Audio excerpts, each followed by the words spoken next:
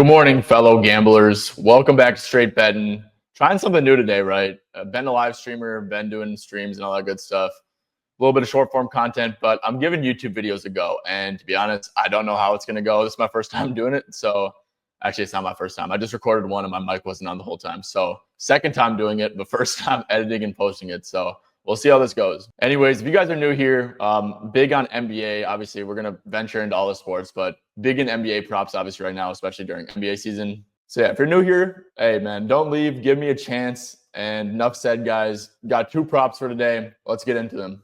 Okay, fellas, let's start it off. I'm going with Big Julius Randle, over 4.5 assists. And yes, guys, before, if you're familiar with me, I am a Wolves fan. I'm definitely not being a homer here. I'm definitely not, guys. Trust me. I know it's kind of like a square methodology to, look at his last like 30-ish games and be like, oh yeah, he's over and blah, blah, blah out of the last 30. But like I said, guys, I am a Wolves fan. I watch every single game.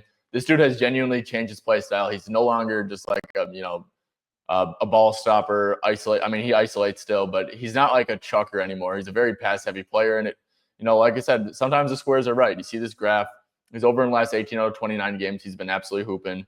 You can go to last 15 games, and I believe it's 10 out of 15, if I'm not mistaken. Yes, 10 out of 15, averaging 5.9 assists. This is what 22-plus minutes. Like I said, I just wanted to take out his injury game and stuff out of there. So, yeah, that's why I have that filter on. But, guys, the real reason why I'm playing this is we can go to, Dante DiVincenzo, per se, and scroll down here. Pelicans, they allow the third most points per game to spot up. If we go to over the last 10 games, they are allowing the highest catch and shoot frequency and second most field goals made off catch and shoot in the NBA over the last 10 games. And guys, you don't allow a ton of catch and shoot stuff unless you're just over helping a ton. So yeah, one thing that I noticed is that Julius, when he's in his post up situations, when he's in his isolation situations, he will make the right pass basically every time they bring two to him. So yeah, like I said, guys, Pelicans, they're allowing so much catch and shoot stuff for a reason. I think they're playing a fair bit of zone, which will also be good for Randall's assists, right? Put him in the middle of the zone. He can dissect that. But yeah, especially guys in those isolation post-up situations, I'm very confident that Pelicans bring two to the ball. Defense overall has been horrible. Another square thing is, it's not really square. I'll get into that in a little bit, but Pelicans do allow the third most assists per game over the last 10 games as well.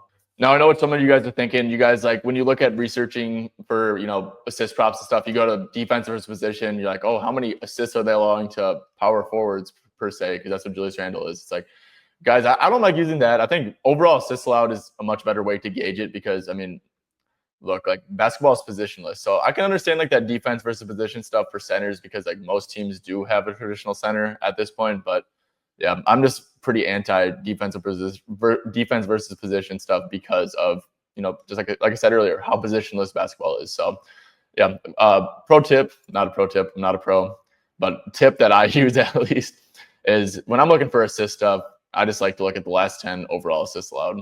All right, fellas, play number 2. We're rocking with Vucevic over 1.5 threes. Best current price is plus 125 at Bet365. I would definitely play this one down to plus 110 or so. Like this one a ton. So we can look at his last 2 games, right? He played 31 minutes against Utah, 29 against Houston. He was on a decent minute restriction before that, but we can go to 28 to 32 minutes. Not that this stuff is the end all be all, but he is over in 31 or 13 out of 21 games. We could even extend it out a little bit to 34 to 26, I guess. Just to get a bigger sample size going. And yeah, 61% of games, which is pretty nice. I'd probably have him penciled in for 31 minutes or so again. Guys, the biggest thing though, the reason I'm playing this and actually going to, show you guys some film in a little bit, but head-to-head against the Suns, this game was very recently, less than a month ago. Vooch did go 2 for 5 from deep, but like I said, film will tell the better story here. Okay, guys, just watch Nick Richards and then Vooch. Okay, yeah, this is wide open miss, right? This is his first attempt. Gonna look at all these right here. Oh crap, did I just skip one? I don't think I did. That's a second 3. Nick Richards, he's just chilling all the way back there. Let's just run that back real quick. Transition opportunity, different. Nick Richards, he's back. He's just not even trying. These Suns, all these bigs play drop. They all just sit next to the rim. Vucevic isn't a guy you have to worry about a ton. So it's not like he's cat or anything. Look at Richards helping.